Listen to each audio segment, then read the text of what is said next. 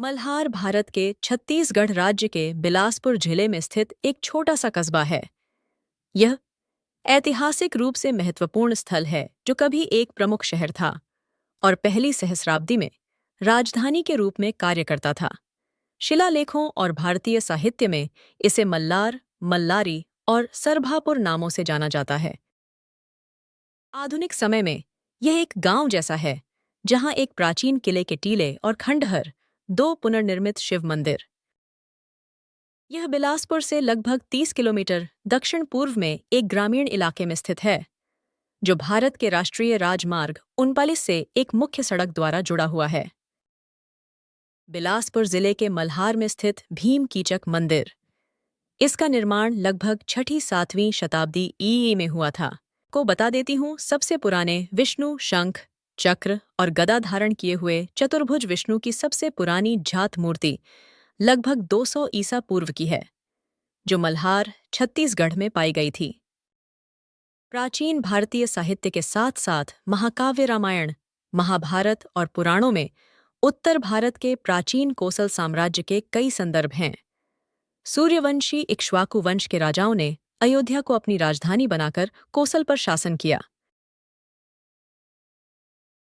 श्री रामचंद्र उस वंश के राजा थे जिनके चरित्र और गतिविधियों के आधार पर रामायण लिखी गई थी। इस कार्य में उल्लेख है कि राम के बाद राज्य उनके दो पुत्रों लव और कुश के बीच विभाजित हो गया था। उत्तर कोसल लव को उनके हिस्से के रूप में मिला और श्रावस्ती नगरी उनकी राजधानी के रूप में मिली, जबकि कुश को दक्षिण कोसल प्राप्त हुआ। उन्होंने अपनी नई राजधानी कुशस्थलीपुर को विंध्य पर्वत श्रृंखला के पास कुशावृते नदी पर स्थापित किया, जो उत्तर और दक्षिण भारत को विभाजित करती है। कुशस्थलीपुर की पहचान छत्तीसगढ़ राज्य के वर्तमान बिलासपुर जिले में मल्हार के पास की गई है।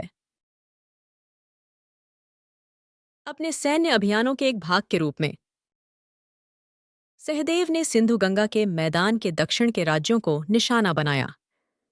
अजेय भीष्मक को परास्त करने के बाद सहदेव ने कोसल के राजा और वेणवा के तट पर स्थित प्रदेशों के शासक, साथ ही कंटारकों और पूर्वी कोसल के राजाओं को युद्ध में पराजित किया।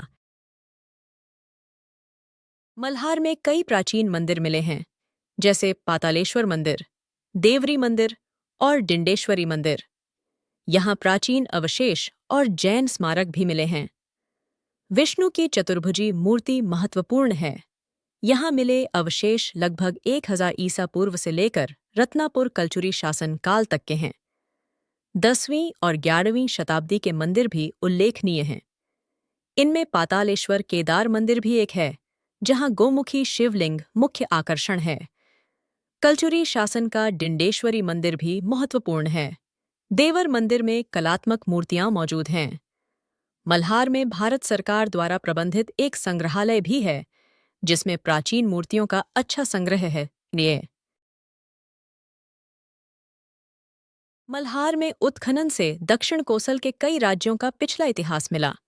एन तेतीन काल एट आद्य ऐतिहासिक लगभग 1000 ईसा पूर्व से 350 ईसा पूर्व। काल 2 मौर्य शुंग सातवाहन लगभग 350 ईसा पूर्व से 300 ईस्वी तक। अवधि 3 शरभपुरिया और सोमवंशी लगभग 300 से 645।